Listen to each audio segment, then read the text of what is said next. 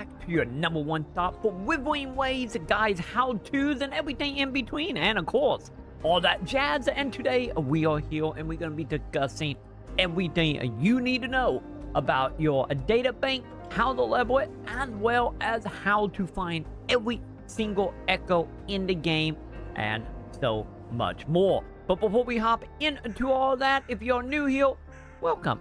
Make sure to thumbs up, subscribe, hit all the bells if you find that video helpful. And with that, let's jump into this and let's discuss everything you need to know about hunting down echoes. Let's just go ahead and jump right into the when it comes to leveling your data bank as well as hunting the echoes. So we need to go ahead, head over to our data bank, and let's break down some of the stuff you need to know about this. Of course, when it comes to leveling your data bank, the best way to, of course, do this, at least in the early game here, is, of course, by getting out there, fighting enemy, and capturing some. Since anytime you defeat an enemy you can capture, you will see a golden outline that you can go ahead and just toss your little drinking bottle, Pokeball at them, and capture them. And, of course, the more you capture, the more you will level up here. But there are a few tricks to leveling up a little bit faster, which we will get to in a moment. But to give a base overview here is, of course, as you level up your data bank, and the main reason you want to do this is not only leveling it up, you get a whole bunch of rewards, but also as we get to higher and higher tier, starting at a level 15, we will also start getting more whale enemies, or in this case, we will go ahead and start unlocking 5 stars and 4 stars, with 5 stars dropping at 30% and 4 stars dropping at 7%. And of course, each of these level will rank up decently with, of course, as you click around, you will go ahead and see some will be like 70% to 3 star, 30% to 4 star, and so on.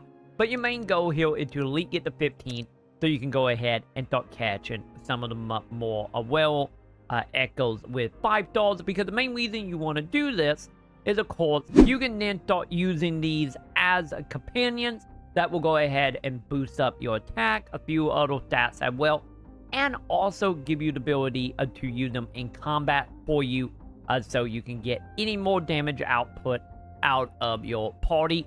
So this is very important to get to doing. So when it comes to this, let's go ahead and discuss how you actually find the echoes. That you do get a little extra for all the new one you capture, as well as how to track some of the best ones in the game. So from within your data bank itself, there are a few options we can deal with here. First of all, we can go ahead and look at our Echo Gallery, which will break down all the ones we have. And of course, by clicking on any of these, you can go ahead and see what version of this you got. Like for me, with this one specifically, I have a Weldy 2, but I don't have 3, 4, or 5. And it also breaks down at what level you need your data bank rank to be to actually find that variant.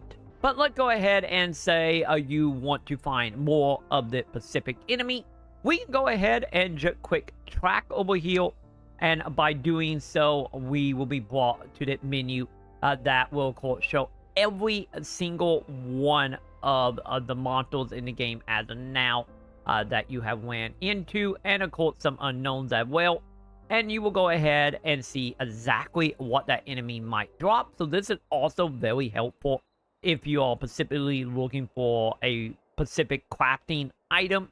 So any of you do start farming the creatures, any of it, you have no luck getting a drop where you can capture them, at least you do know what item they drop as well. So this kind of work very well in both ways. Might it be you looking for the monster itself, or specifically for the items. But nonetheless, once you find whatever monster you want to farm, you can go ahead and hit a detect, and from here we will go ahead and be brought to the map of where they end up spawning. And of course, with it one being a boss, it will go ahead and show me where that boss actually spawns.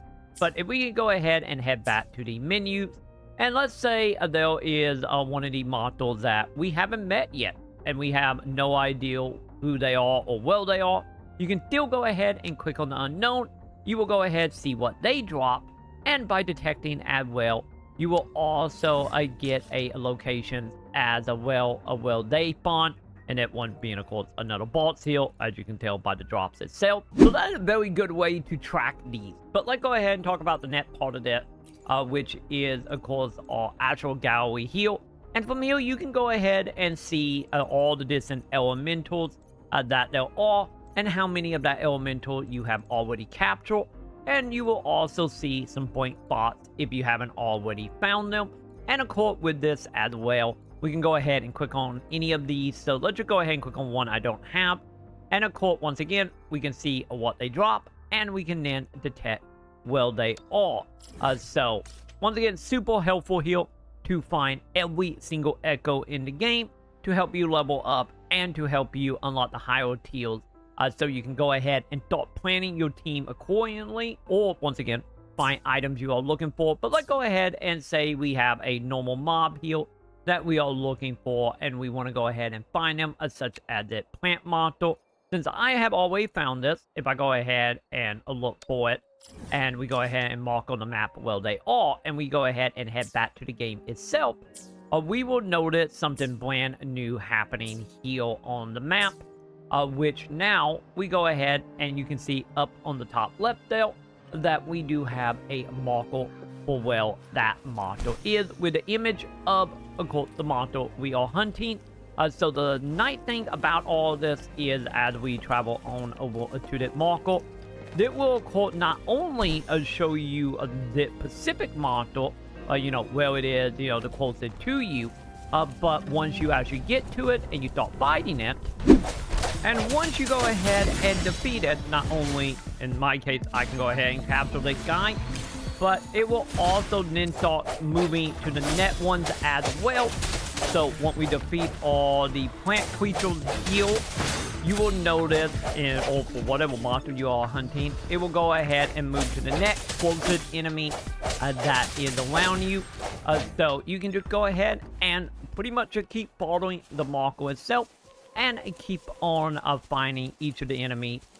So this is a fantastic way, once again, to level and to hunt down a specific enemy for the drops, and to actually get your hands on them as part of your capture and your data bank. So that is a very helpful tip, once again, if you're looking for something very specific. And there you have it, though, everything you need to know about completing your Echo, I get Pokédex, as well as how to track and figure out what item actually drop from each of the monsters that you can go ahead and hunt and capture, to hopefully help you get any more good stuff and to help you level up your data bank as well. So if you have found that video helpful in any way, shape, or form, make sure to do thumbs up, subscribe, hit all the bells below. Big thank you to everybody that is supporting on Patreon, subscribing over on twitch.tv/Maconn, where I stream every single day starting around 7 p.m.